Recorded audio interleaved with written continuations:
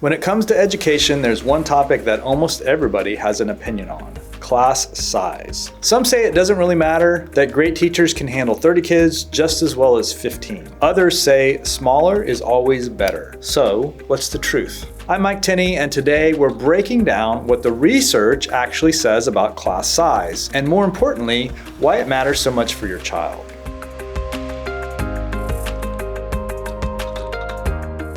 Let's start with a reality check. The average public school class in the US has about 24 students. In some districts, especially urban and under-resourced areas, that number climbs over 30. In contrast, most private schools and alternative education models aim for 10 to 15 students per class. So what's the difference? Why does it matter? Here's the first truth. Relationships take time. A teacher with 30 students has to divide their attention 30 ways.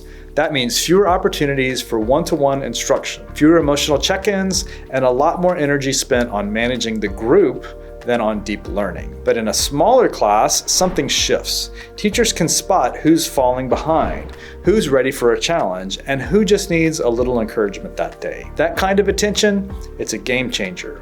And don't just take my word for it, let's look at the research. A peer-reviewed study by Blatchford and Russell, published in the Economics of Education Review, explored how class size impacts student success. Their findings? Smaller class sizes consistently led to more individual attention, greater engagement, and stronger academic outcomes, especially in the early grades. Why? Because teachers in small classes spend less time on discipline and more time actually teaching. And students are more likely to participate, ask questions, and feel seen. That last part matters more than you might think. In large classes, it's easy for kids to disappear. The quiet ones, the anxious ones, the ones who struggle silently. They slip through the cracks not because the teacher doesn't care, but because the structure makes it inevitable. Smaller settings change that. They pull students back in. Here's the second truth. Learning is personal. No two students learn the same way. Some need visuals, others need to talk things out. Some take time to process, others are ready to move fast. When a teacher is juggling 30 kids, it's almost impossible to personalize learning. You teach to the middle and hope for the best. But in a class of 10 or 12, you can flex, you can adapt, you can actually teach students, not just deliver content. And the impact goes beyond academics.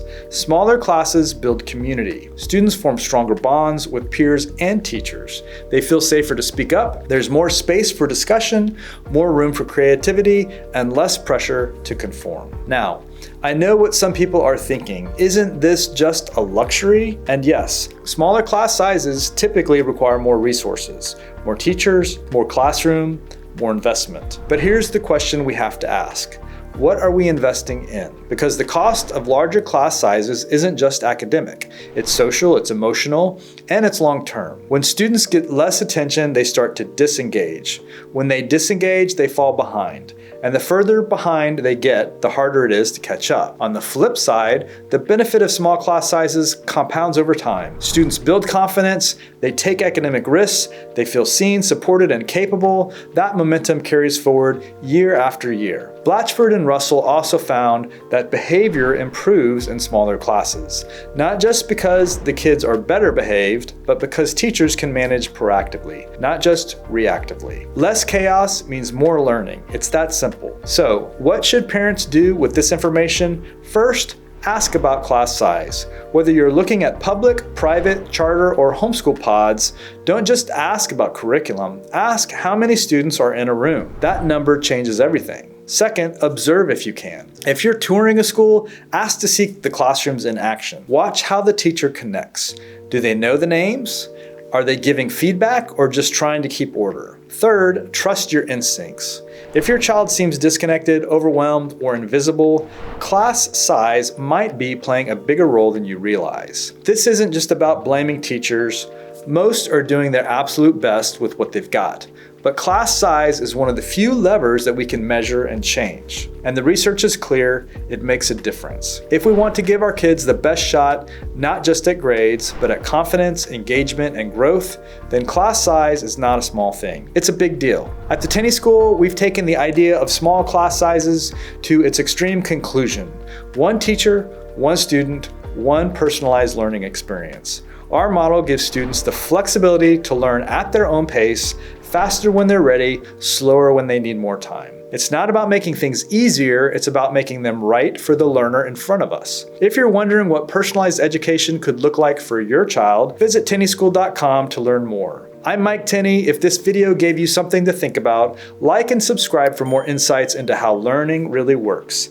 And if you know another parent wrestling with this decision, share this video with them. Because class size isn't a detail, it's a difference maker. Thanks for watching, and I'll see you on the next one.